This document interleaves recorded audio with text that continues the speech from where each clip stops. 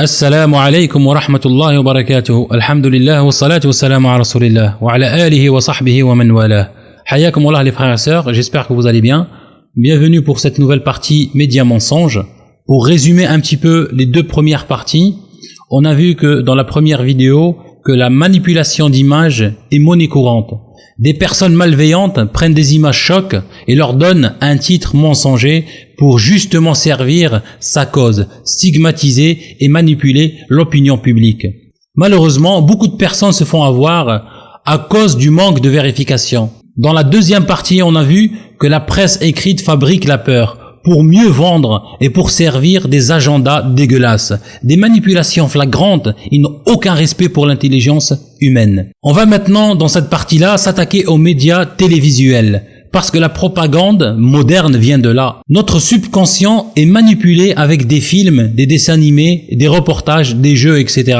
Vous allez comprendre pourquoi ce domaine est dans la main d'une seule élite et comment ils s'en servent pour arriver à leur fin. Sans plus attendre, on va passer au cœur du sujet. On est une génération éduquée par la télé, les films, les jeux, le cinéma, etc., etc. Les instigateurs de cette propagande anti-arabe et anti-musulmane ont utilisé massivement ces outils-là pour implanter dans notre subconscient des idées dégueulasses, rabaisser toute une population aux races ou ethnies et les réduire au rang d'insectes. On va regarder un reportage très intéressant et qui résume à lui seul cette propagande dégueulasse. Le reportage dure 50 minutes, mais on va regarder un extrait. Je vous donnerai le lien bien sûr dans la description de la vidéo. C'est Raymond Saint-Pierre, bienvenue à Zone Doc. Le cinéma a souvent eu des souffre-douleurs, des méchants qui servent à mettre en valeur les braves héros. Le problème, c'est que ces méchants ont souvent des caractéristiques bien précises. Il y a les Noirs, par exemple, dans la jungle africaine, les Indiens dans les films western, ou encore les Juifs dans la propagande nazie.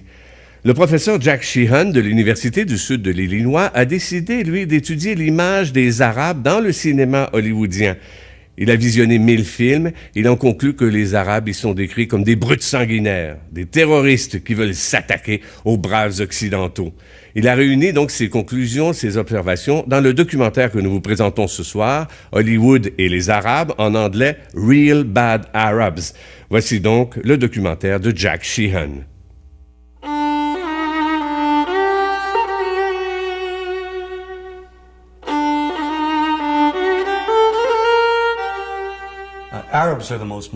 Les Arabes forment le groupe ethnique le plus dénigré de toute l'histoire d'Hollywood.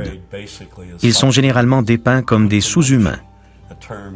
Les nazis employaient le terme péjoratif « Untermenschen » pour désigner les tziganes et les juifs. Ces images nourrissent notre imaginaire depuis plus d'un siècle.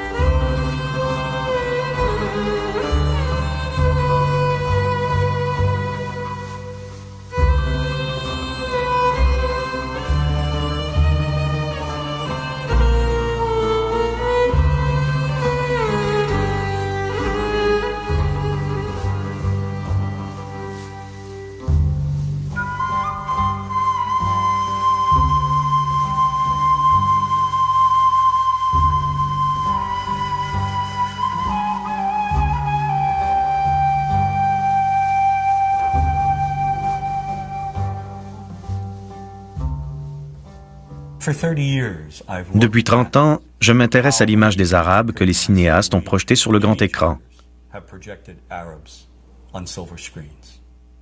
Dans mon dernier livre, Real Bad Arabs, How Hollywood Vilifies a People, j'ai examiné plus de 1000 films, depuis les débuts obscurs du cinéma hollywoodien jusqu'aux dernières superproductions.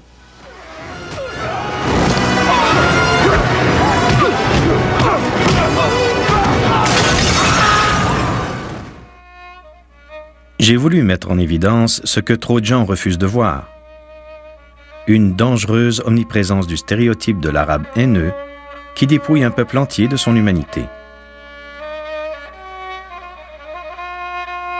Dans tous les aspects de notre culture, l'arabe tient le rôle du bandit. C'est un fait. Il n'y a aucune exception.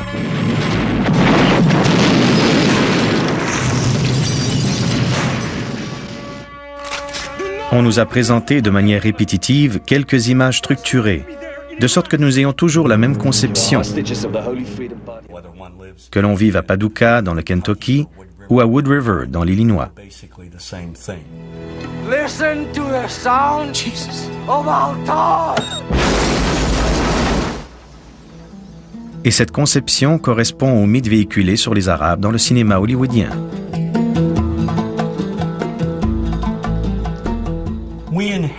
À l'origine, ces clichés nous ont été transmis par les Européens, il y a 150 ou 200 ans. Plus précisément, les Britanniques et les Français qui ont voyagé au Moyen-Orient, et d'autres qui n'y ont jamais mis les pieds, ont dépeint l'arabe comme l'altérité orientale. Les auteurs de récits de voyage et les artistes ont forgé ces images avec beaucoup de succès, en réalité, car elles ont traversé les siècles jusqu'à nous. Nous les avons enjolivées telles qu'on les voit aujourd'hui. When you cross the mountains of the moon into our country, Mr. Tyrone, you will be stepping back 2000 years.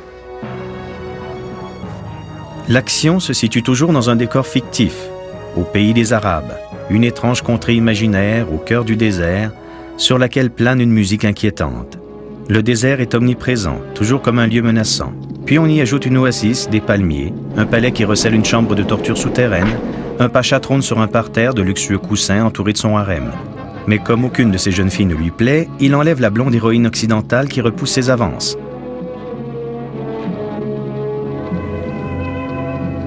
Lorsqu'on se hasarde au pays des Arabes, il faut connaître la recette instantanée d'Ali Baba.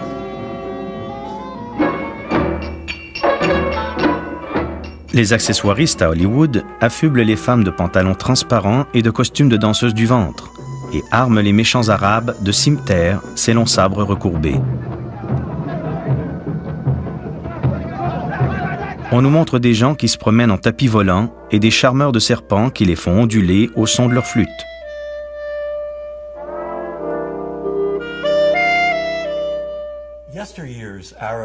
Les années passent, mais les pays arabes ne changent pas. Tu es en retard. Toutes mes excuses, ô homme patient. Alors, tu l'as? J'ai dû trancher quelques gorges, mais je l'ai.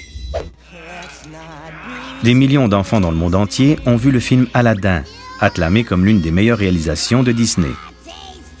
Pourtant, le film recycle tous les vieux stéréotypes dégradants hérités de l'époque du cinéma muet en noir et blanc. Oh, I come from a land, from a faraway place, where the caravan camels roam, where they cut off your ear if they don't like your face. It's barbaric, but hey, it's home.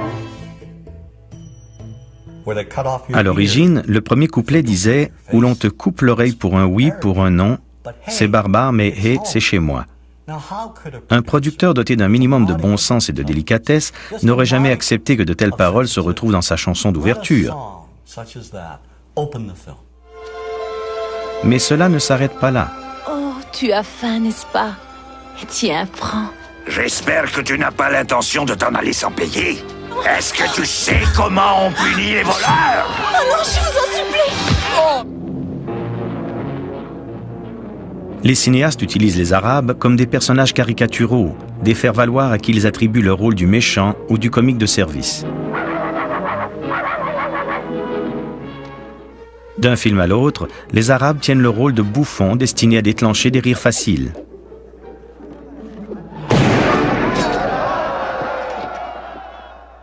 Le film The Happy Hooker Goes to Washington avec Joey Atherton en fournit un bon exemple. Every night I was forced to perform unspeakable acts with circumcised dogs. Well, dogs are better than sheep. They're cleaner, I know, I've tried both. Les Arabes sont généralement représentés comme des incompétents. Ainsi, dans le film Vrai mensonge, ils sont non seulement dangereux, mais incapables. Moi, eux, nous sommes tous préparés à mourir. avec un seul tour de cette clé, 2 millions d'entre vous mourront instantanément. Quelle clé? Cette clé. Qui a pris la clé? L'acteur Jamie Farr, dans le film Cannonball 2, incarne à la perfection le bouffon arabe. I have a weakness for blondes and women without mustaches. Tous les stéréotypes sont réunis. Il est trop riche et trop stupide pour apprécier la valeur de l'argent. Get me 12 sweets. Better yet, the entire floor. Et bien entendu, il est très porté sur le sexe, libidineux, complètement obsédé par les Américaines. Here, my desert blossom. Give the change. Have you ever considered joining a harem? L'arabe est très souvent un obsédé sexuel dans le cinéma hollywoodien. Dans Le Diamant du Nil, le cheikh Omar tend un piège à Kathleen Turner. Il la convainc de l'accompagner au pays des Arabes, où il la séquestre. Vous resterez ici et vous écrirez ce que moi, je vous dirai d'écrire. Dans Protocole, le même type de ruse de séduction se répète. Toute l'intrigue repose sur l'attirance obsessionnelle d'un émir arabe pour la blonde aux yeux bleus, incarnée par Goldie Hawn. Dans le James Bond Jamais plus jamais, Kim Basinger est la proie des Arabes les plus dépravés qu'on puisse imaginer.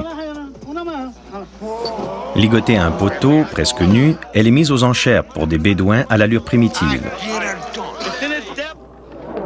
Dans Sahara, Brooke Shield est elle aussi kidnappée et livrée aux mains d'un cheikh pervers pour satisfaire ses plus vils désirs. Get away from me, you dirty pig! More than 300 movies. Plus de 300 films, soit près du quart des films hollywoodiens qui humilient les Arabes d'une manière ou d'une autre, contiennent des calomnies tout à fait gratuites ou font des Arabes un objet de risée. Nous allions à la Mecque et l'avion était rempli d'Arabes avec leurs animaux, des chèvres, des moutons, des poules. Ils ne vont nulle part sans leurs satanés animaux. Il a fallu mettre du plastique dans la cabine parce que tout ça, ça hérisse, ça défecte partout. Au début du film Chapitre 2 de Neil Simon, l'acteur principal revient de Londres. Quand son frère lui demande comment il a trouvé la ville, celui-ci répond « pleine d'Arabes ».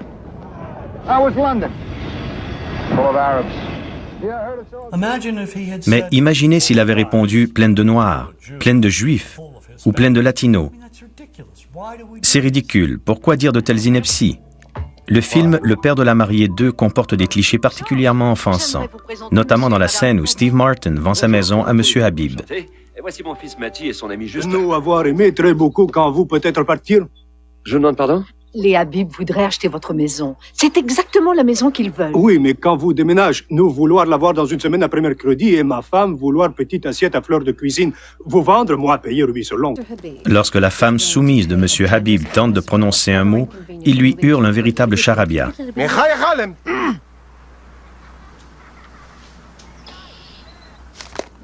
Puis il offre à Steve Martin une prime de $15 000 pour déménager dans les 10 jours.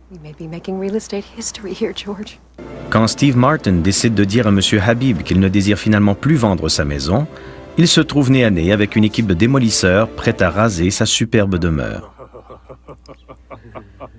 Dans une scène qui rappelle l'un des stéréotypes juifs les plus humiliants, M. Habib exige un bénéfice de $100 000 pour revendre à Steve Martin la maison qui lui appartient seulement depuis la veille. Vous m'obligeriez à aller emprunter pour une chose qui m'appartenait il y a 24 heures. Bien ça, faites comme vous voudrez. Votre belle allée, votre clôture, toute votre vie. Pourtant, le premier film Le Père de la mariée, avec Elizabeth Taylor et Spencer Tracy, ne met en scène aucun personnage arabe ou arabo-américain. Pourquoi Disney a-t-il introduit des personnages aussi dégradants dans Le Père de la mariée 2? Pour la même raison que dans Gladiateur, les marchands d'esclaves qui capturent Russell Crowe sont arabes. C'est insensé. Hollywood introduit des Arabes ou des scènes dégradantes pour les Arabes dans des films qui n'ont rien à voir avec le Moyen-Orient.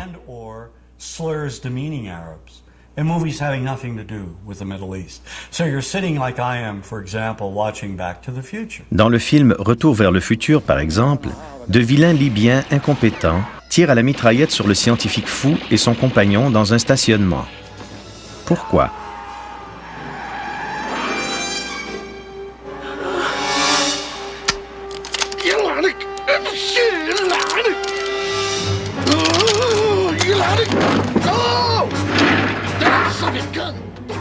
Ce film est plutôt un retour vers les vieux stéréotypes que vers le futur.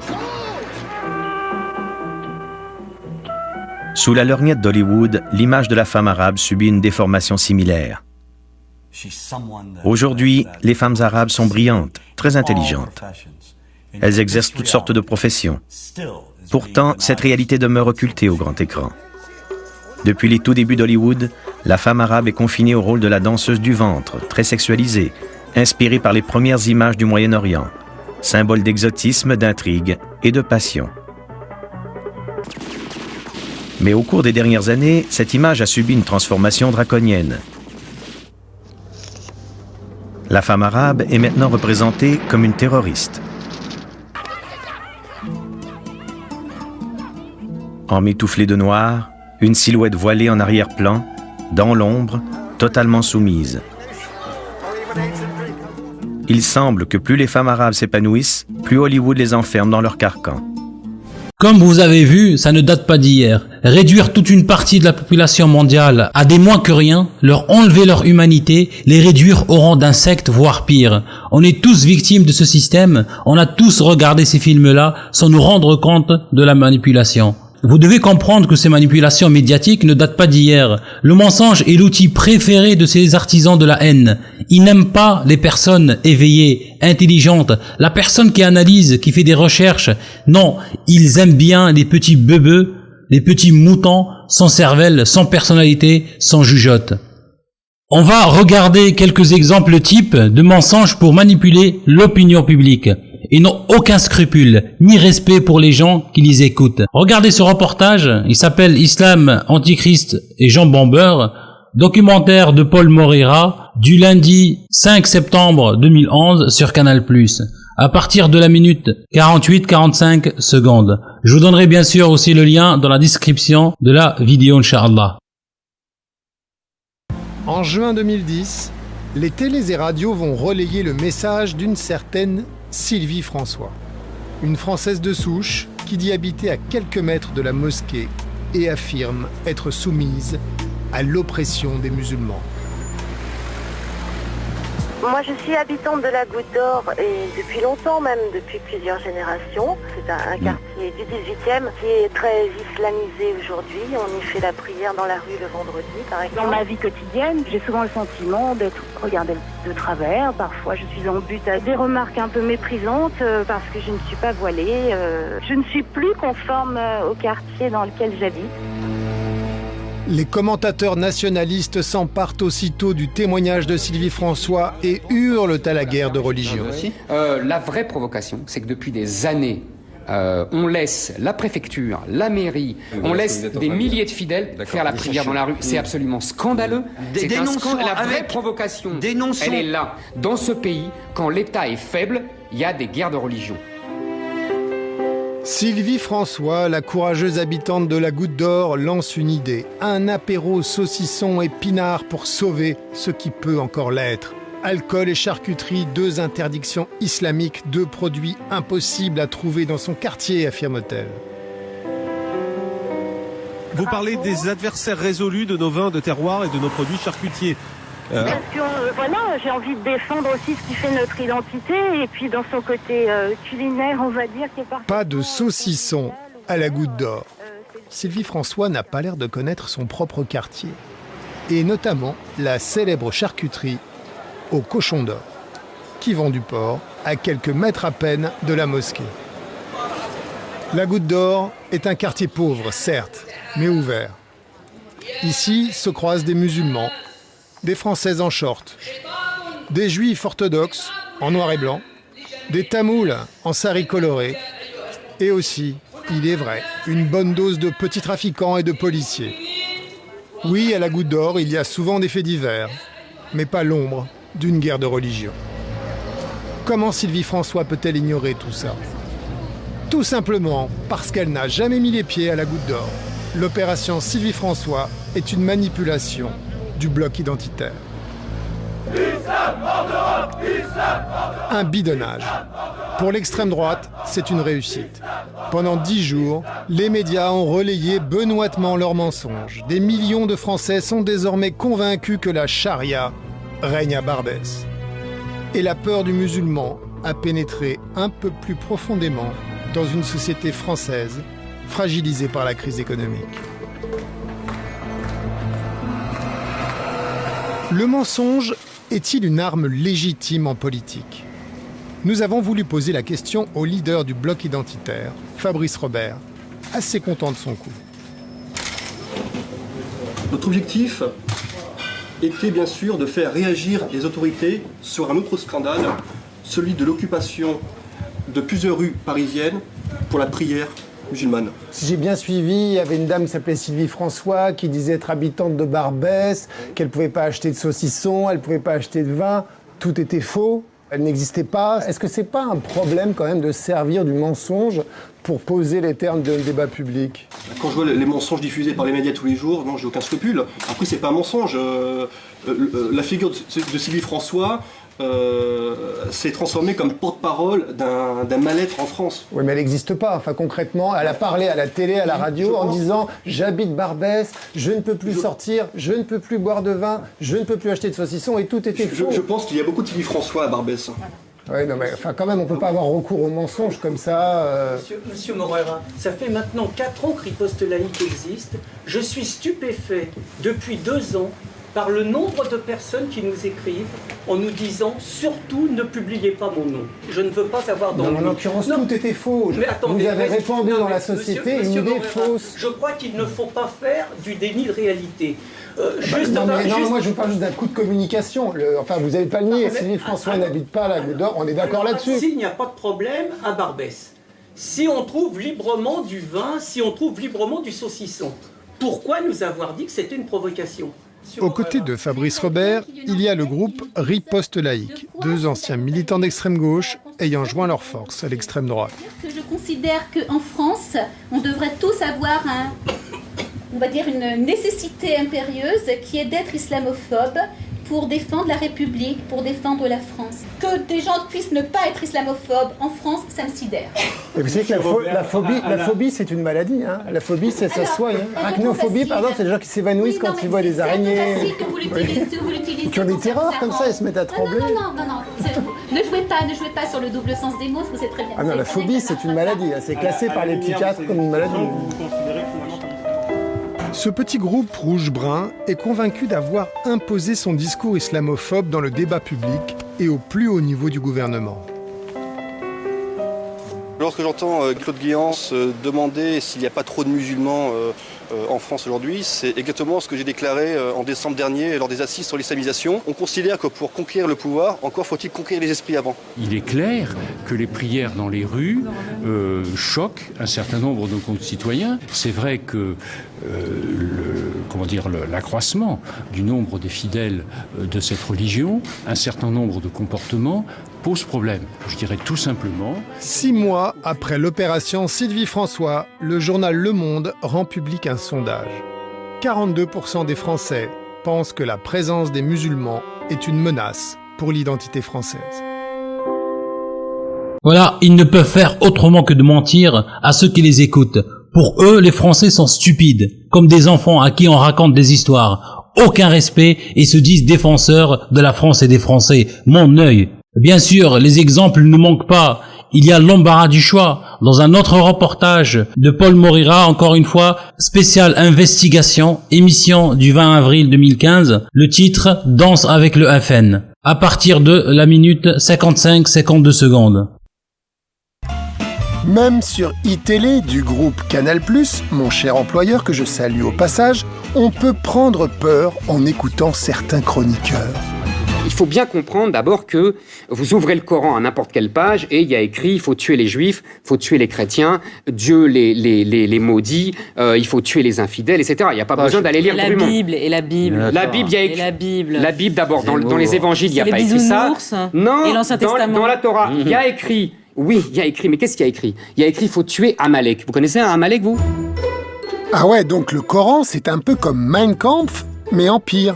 Un appel au meurtre à chaque page. révélé à la télé par un journaliste célèbre, ça fait peur. À moins que ce ne soit pas tout à fait la vérité. Alors, est-ce qu'il y a vraiment un appel au meurtre à chaque page du Coran? Et est-ce que la Bible s'en prend exclusivement à Monsieur Amalek, comme le dit Éric Zemmour? Pour le savoir, nous allons nous livrer à un test comparatif entre la Bible et le Coran.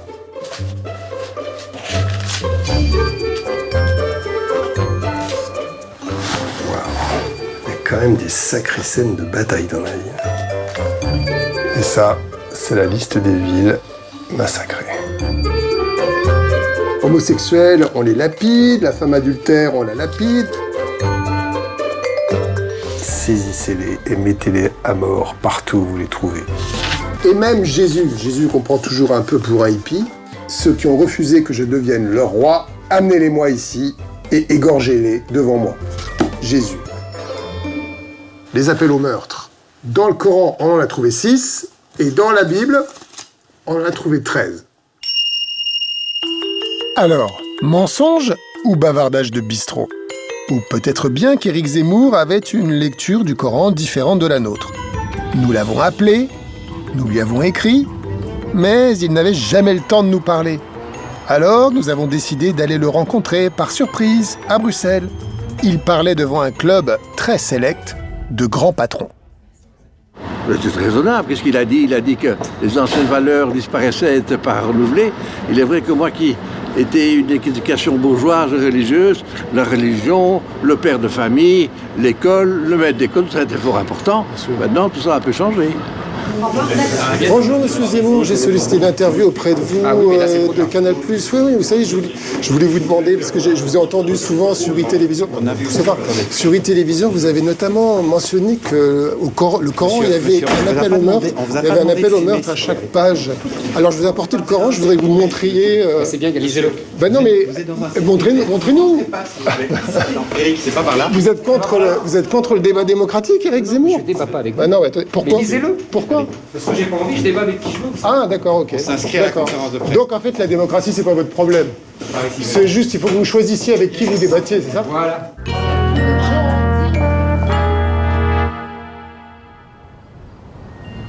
Il ne se gêne plus pour inventer des mensonges. Et bien sûr, c'est toujours les mêmes têtes, les mêmes pseudo-spécialistes qui défilent d'un journal à l'autre. Et devinez à qui ils appartiennent. Bien sûr, au sionisme, qui est un cancer pour la société.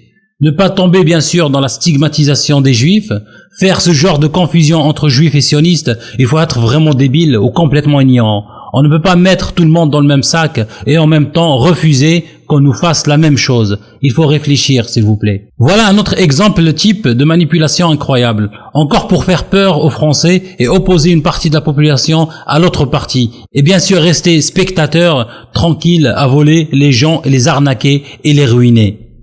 La viande halal, ça vous scandalise pas? Attendez, pas la viande. Le fait qu'on puisse consommer de la viande halal sans le savoir, moi je savais pas ça. Alors, je vais vous expliquer une chose. C'est pas normal. Il y a deux. J'irai contre la viande halal, simplement je veux le savoir. Il y a deux façons d'abattre les animaux. Il y a l'abattage par égorgement qui s'est pratiqué de tout temps. Et puis depuis 1964, il y a l'abattage par étourdissement. On étourdit et on tue après. On étourdit et on tue après. Mais on étourdit pas. Mieux pour les animaux, attendez, oui. monsieur. On n'étourdit pas gentiment l'animal. Il faut savoir qu'un bœuf, on lui fracasse le crâne et qu'un petit animal, on l'électrocute. Alors, je veux bien, on me dira tout ce qu'on voudra. Vous dites c'est pareil. Mais c'est aussi sauvage. Qui peut nous dire? Non, mais je vous pose des questions. C'est vous qui tuez les bêtes. Non, qui peut nous dire que égorger, c'est moins bien que fracasser le crâne d'un animal? D'accord. Reste ma question. Est-ce qu'il n'est pas normal? Attendez, vous battez tout le long de votre livre pour dire il faut savoir ce qu'on a dans son assiette. En gros, j'ai envie de le savoir. Dans le cas de la viande halal, ça n'a rien à voir avec les musulmans, ça a à voir avec les abattoirs. Ils doivent nous dire ce qui se passe, comment est tué l'animal. C'est le moins qu'on puisse demander, la transparence. Vous savez, vous êtes d'accord avec moi? l'abattage par égorgement peut convenir à l'ensemble des communautés. Je vous pose pas cette question, je vous demande s'il faut bien juste compris. le dire. Mais j'ai bien compris ce que vous m'avez dit. Vous avez peur que je vous piège sur quoi? Non, je me sens pas piégé. Je demande la transparence. Mais l'abattage par égorgement permet de servir l'ensemble des communautés. Vous savez que les musulmans consomment beaucoup plus d'avant que les chrétiens, que les comment dirais-je? Les non-musulmans. Les non-musulmans.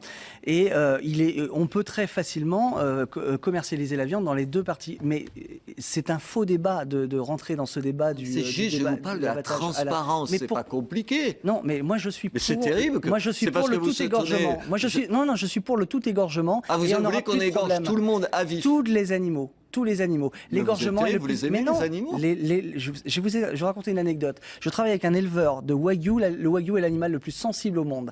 On fait tout dans sa vie, pendant toute sa vie, on fait attention à son Et on l'égorge bien-être. à la fin. Et on a fait intervenir un sophrologue animalier qui nous a garanti que l'abattage par égorgement était le plus efficace pour éviter le stress de l'animal.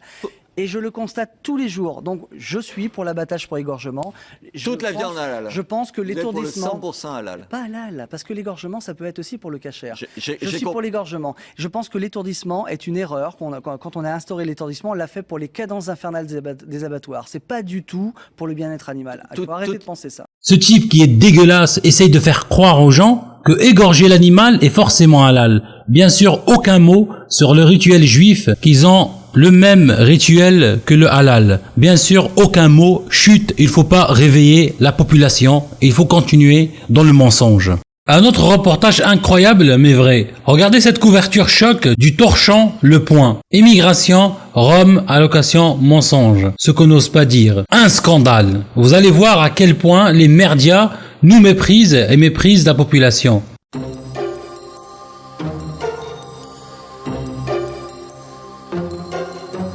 On va commencer par s'arrêter exceptionnellement sur un hebdomadaire de cette semaine, sur l'hebdomadaire Le Point, qui nous proposait en couverture de tout savoir sur ce qu'on n'ose pas dire, l'immigration, les Roms, les allocations, les mensonges, tout savoir. Effectivement, alors on a ouvert Le Point avec beaucoup de curiosité et on tombait notamment sur un reportage choc en page 58, reportage intitulé « Un mari, trois épouses », avec le témoignage tout à fait exceptionnel et confondant d'une femme de polygame que les journalistes avaient apparemment rencontrée, une femme qui a eu 8 enfants, 5 garçons, 3 filles, Bintou.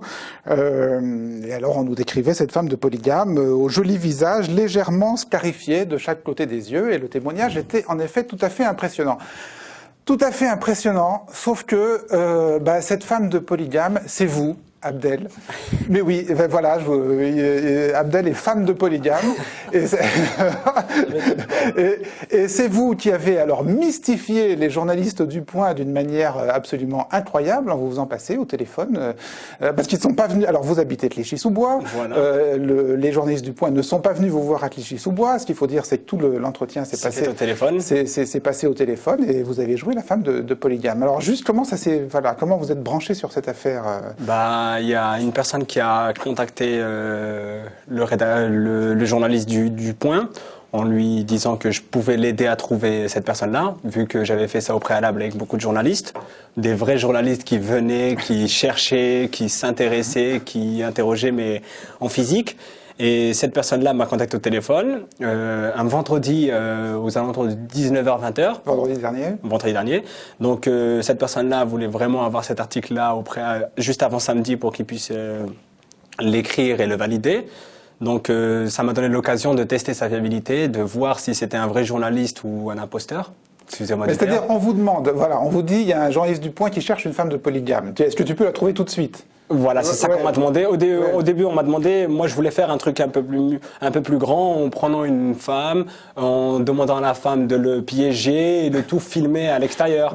Mais comme la personne était tellement pressée qu'on n'avait pas la personne sous la main, donc on a fait ça au téléphone, en système D. Donc vous vous dites, je vais faire la femme de polygame. Je vais faire la femme de polygame avec un petit accent africain et voilà. En racontant, on va dire, c'est lui qui, grosso modo au début il y a eu une présentation basique, mais c'est lui qui m'a tiré vers les sujets en me demandant les problèmes judiciaires des enfants, les échecs scolaires. En gros, c'est qu'il voulait exactement ça. Donc moi, je lui ai donné ce qu'il voulait. D'accord. Et alors, là où vous avez été vraiment particulièrement vicieux, c'est que vous vous êtes filmé. Tout à fait.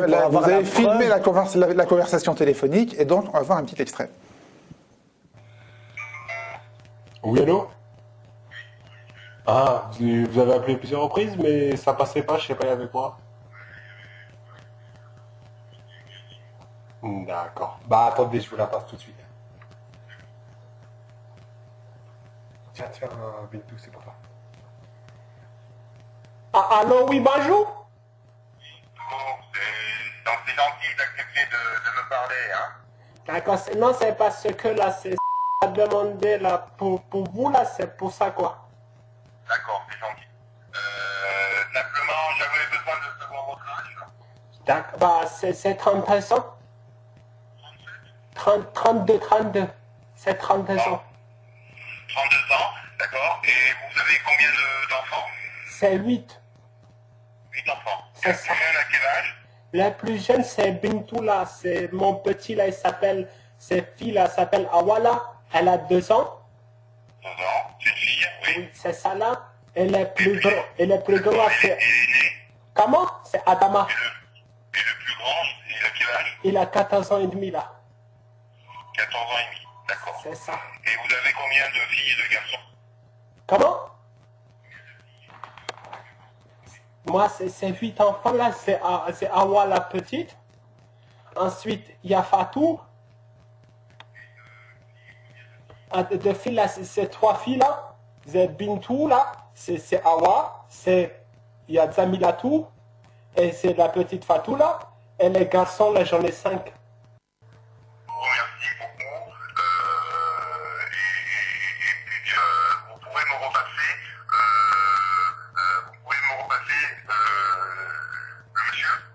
Attends, c'est passé tout de suite, là. C'est pour toi, là.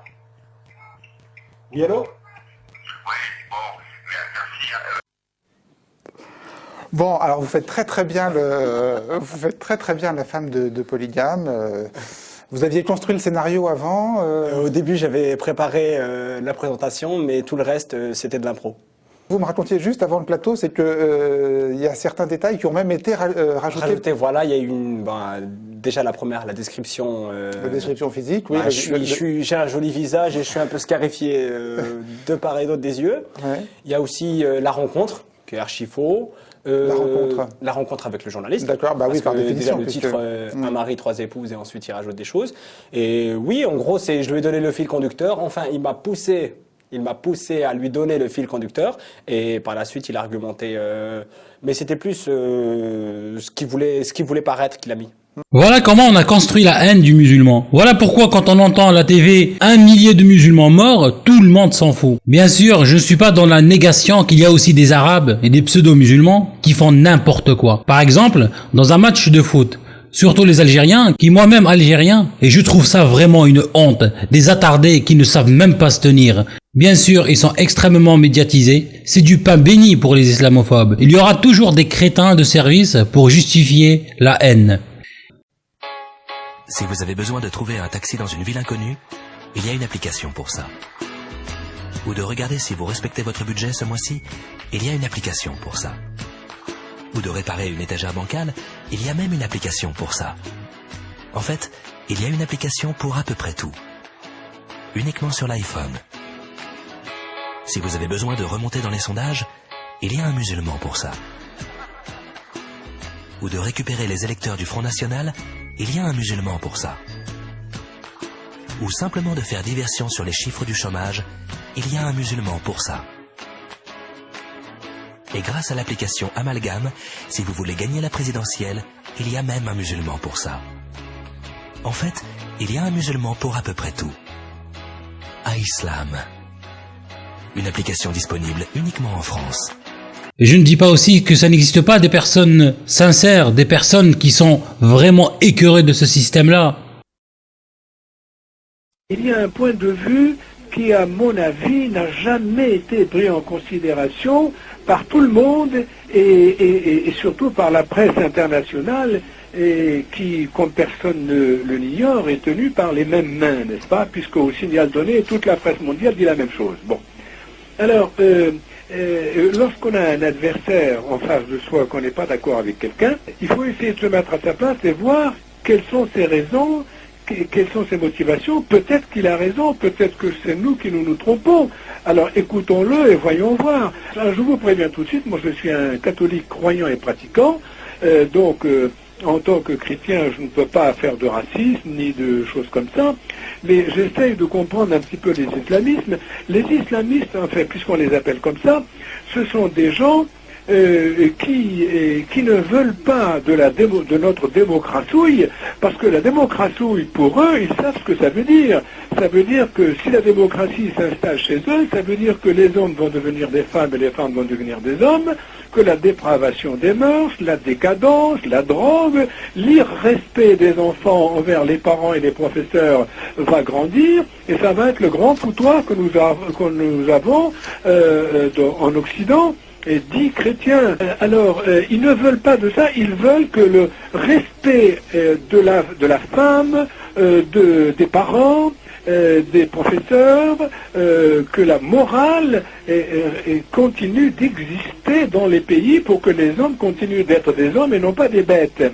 Alors, comme ils voient qu'ils n'ont pas d'autres moyens de lutter contre cette avancée de la pseudo-démocratie qui amène la décadence et la dépravation et la désolation, eh bien, ils ont des actes de violence parce qu'ils n'ont pas d'autre choix.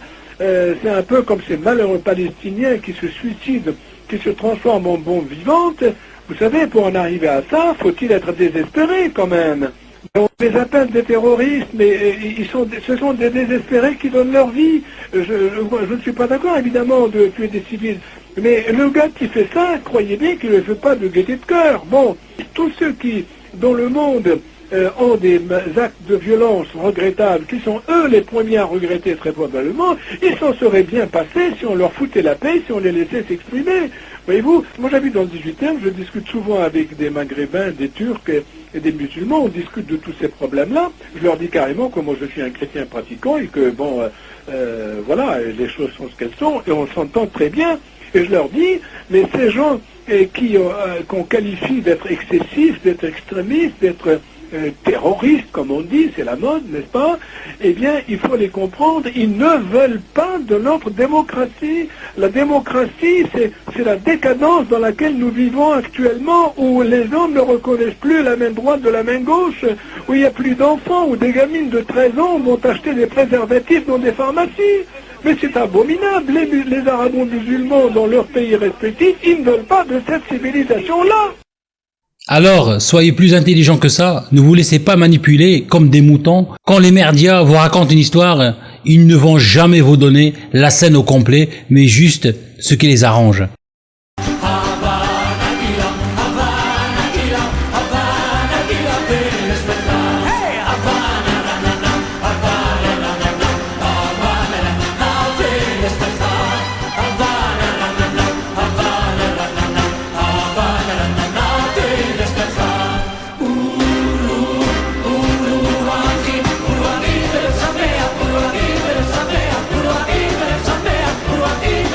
Je vous raconte une histoire qui illustre parfaitement le détournement d'images et faits. Un homme se balade dans un parc à New York. Soudain, il voit un grand chien enragé, attaquant une petite fille de 7 ans. Les curieux peureux n'interviennent pas. L'homme a attrapé le chien par la gorge et l'a tué de ses mains. Un policier qui a vu la scène arrive et lui dit « Vous êtes un héros. Demain tout le monde pourra lire dans les journaux « Un courageux New-Yorkais sauve la vie d'un enfant ». La personne répond « Mais je ne suis pas de New York ». Le policier dit « Eh bien, on lira « Un courageux Américain sauve la vie d'un enfant ». La personne répond « Mais je ne suis pas américain, je suis arabe ». Le lendemain, les titres des journaux « Un arabe massacre un chien américain de pure race d'une manière barbare devant les yeux d'une fille de 7 ans qui pleurait d'angoisse ». Incroyable, mais vrai. Subhanallah. Et bien sûr, vous allez trouver des musulmans couscous courir en disant « Quelle histoire horrible!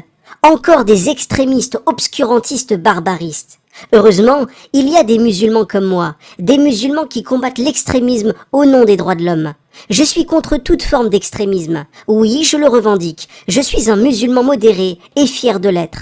Je prie modérément, je jeûne modérément, je lis le Coran modérément et uniquement en français, car l'islam radical s'infiltre par la langue arabe, c'est prouvé, je l'ai vu à la télévision. Je suis Charlie, je vote, oui, je fume aussi. Je vais en boîte de nuit, je suis pour le mariage gay.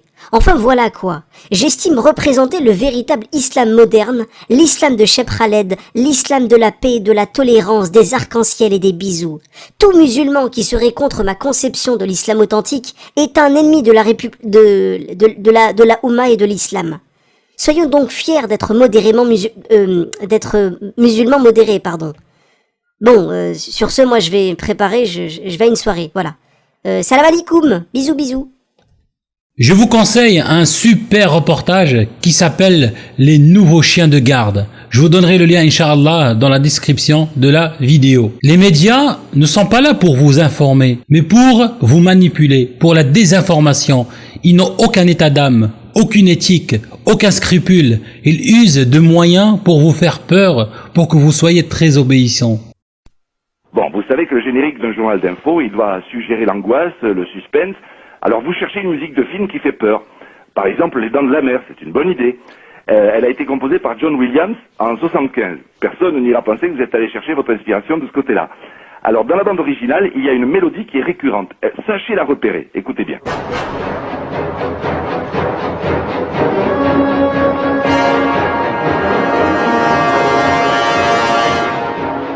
Ça c'est Les Dents de la Mer, hein. C'est ça.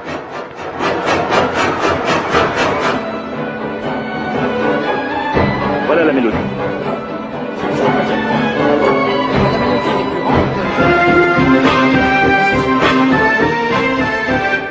Voilà, vous isolez ce passage, vous coupez les premières notes et vous changez un petit peu la tonalité. Vous montez de 3 demi-tons. On écoute ça.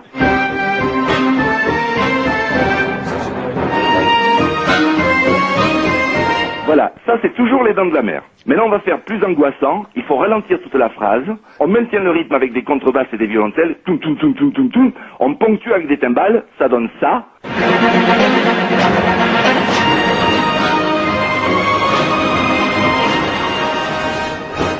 Voilà, là il y a bien le mélange des deux. Il y a un peu Les Dents de la Mer et un petit peu les violons qu'on a fait monter. On baisse les cuivres, on monte les cordes, on fait une accroche avec un crescendo de violon, et puis surtout du volume, et il faut que les murs tremblent de peur. Ça donne...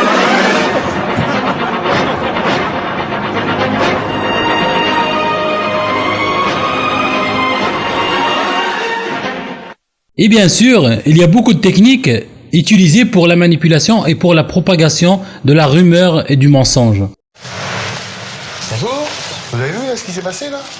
Il y a Julien Lepers, le présentateur de France 3. Il est sorti menotté de l'immeuble là. Avec les flics en civil, il revendrait les réponses aux champions. Il était menotté, il avait comme un sac sur la tête et il criait « Il n'y a pas que moi, il n'y a pas que moi, toute la production est mouillée ». Et donc il s'est débattu, il a voulu partir. Et là, il y a des fiches qui sont tombées. Bon, bref. Voilà, au revoir. Bonjour. Si vous dérangez, on vient par rapport à l'arrestation là, juste à côté. Qu'est-ce que vous avez vu? Ben, moi j'ai vu Julien Lepers en train de sortir menotté avec un sac plastique sur la tête et presque en larmes en disant que il était pas. Moi je l'ai entendu bien fort en disant qu'il n'était pas tout seul dans le coup, qu'il y avait toute la production qui était dans le coup. C'est lui qui a mis le plastique sur sa tête? Non, parce qu'il y avait une autre personne et c'est la personne qui lui a mis le plastique sur la tête.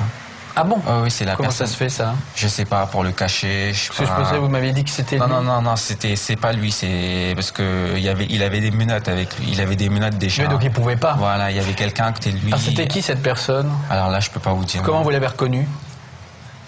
Ben, il est sorti, après il a pris un sac, il l'a mis sur sa tête avec. Ah, vous avez eu le temps de le voir, quoi. Voilà, avec sa veste orange. C'est sa veste orange peut-être qui vous avait pensé que c'était lui? Voilà, exactement. De toute façon, moi j'entendais déjà dans la rue Julien Lepers, il vient de se faire arrêter, donc moi je suis sorti vite fait en courant pour voir. Ils avaient c'est ça, je crois, des sacs ou des cartons, et il y a des petites fiches qui sont tombées du carton, quoi. Vous les avez vues tomber? Ah oui, moi je les ai vues tomber, donc. Vous en avez ramassé un? Non, moi j'en ai pas ramassé, c'est-à-dire j'avais un client qui est passé derrière, il a ramassé une fiche et il a vu les réponses dessus, quoi. Donc ensuite le policier lui a dit ne touchez pas à ça, surtout c'est des pièces à conviction. Et les gens qui l'ont vu comme ça, comment ils ont réagi, ces gens? Ben je pense qu'ils étaient surpris quand même, quoi, de voir. Vous les avez vus ou vous pensez? Vous les avez vus? Ah oui, je les ai vus. Ah bon, alors? Ah oui, je les ai vus. Ils étaient comment? Ah, c'était des gens du quartier ils étaient surpris. Je vais pas aller balancer aussi moi parce que je dis ce que j'entends. Ah bah vous dites ce que vous avez vu. Ouais, je dis ce que j'ai vu et ce que j'entends quoi. Pas plus. Bon, voilà, pas plus. De toute façon, je gagne rien moi. Non, si vous avez pas vu, vous dites pas. Oui, voilà. Donc vous dites ce que vous avez vu. Donc c'est pas la rumeur. Ah non, c'est pas la rumeur. Je vous donnerai aussi un lien qui pourra vous servir, Inch'Allah, pour remonter à l'origine des vidéos sur YouTube et pourquoi pas démasquer la manipulation. Alors soyez plus intelligents, plus attentifs, faites votre boulot de recherche, soyez prudents et fouillez au plus profond des choses. Ce n'est pas très difficile, ne soyez pas spectateurs mais acteurs. Par exemple, le frère Oasis vous donne un exemple ici, avec sa vidéo que je vous conseille de regarder, concernant la manipulation. Avec le titre, un journaliste accuse un musulman de zoophilie et prend la fuite en direct. Le vélénisme pour ceux qui connaissent. Ne leur laissez pas le champ libre, s'il vous plaît. Le prophète Mohammed sallallahu alayhi wa sallam nous a mis en garde parmi les signes de la fin des temps. La propagation du mensonge et le manque de vérification dans la transmission des informations. La profusion du mensonge est un signe de la fin des temps, de même que le manque de vérification de la transmission des informations. Abu Huraira radhiyallahu anhu rapporte que le prophète Mohammed sallallahu alayhi wa sallam a dit « سيكون في آخر أمتي أناس يحدثونكم ما لم تسمعوا أنتم ولا آباؤكم فإياكم وإياهم » Traduction, il y aura dans les dernières générations de ma communauté des gens qui vous parleront de ce que ni vous ni vos pères n'avaient entendu, alors gare à vous et gare à eux. Dans une autre version, il dit سيكون في آخر الزمان دجالون كذابون يأتونكم من الحديث بما لم تسمعوا أنتم ولا آباؤكم فإياكم وإياهم لا يضلونكم ولا يفتنونكم. Traduction, il y aura à la fin des temps des imposteurs menteurs qui vous raconteront des récits que ni vous ni vos pères n'avaient entendus. Alors gare à vous et gare à eux, qui ne vous égarent pas et qui ne vous éprouvent guère. Combien sont nombreux les récits étranges à notre époque. Certaines personnes ne font plus guère attention aux mensonges et à rapporter des propos sans la moindre vérification de leur authenticité. Il y a en cela un égarement, une épreuve pour les gens. C'est pour cela le prophète sallallahu alayhi wa sallam nous a mis en garde contre le fait d'y croire. À cause de l'abondance du mensonge à notre époque, la personne ne distingue plus les informations, ne sachant plus ce qui est véridique et ce qui est faux. Alors, faites très attention et ne soyez pas dupes. Voilà, la vidéo touche à sa fin. J'espère que ça a été profitable. Essayez de partager au maximum. Je vous dis à la prochaine fois, Inch'Allah. D'ici là, prenez soin de vous. Alhamdulillah, alladhi bi ni'matihi tatimmu as-salihat, was-salatu was-salamu ala rasulillah wa ala alihi wa sahbihi wa man walah. Assalamu alaykum wa rahmatullahi wa barakatuhu. Bismillahir rahmanir rahim. يا أيها الذين آمنوا إن جاءكم فاسق بنبأ فتبينوا أن تصيبوا قوما بجهالة فتصبحوا على ما فعلتم نادمين. فللأمجاد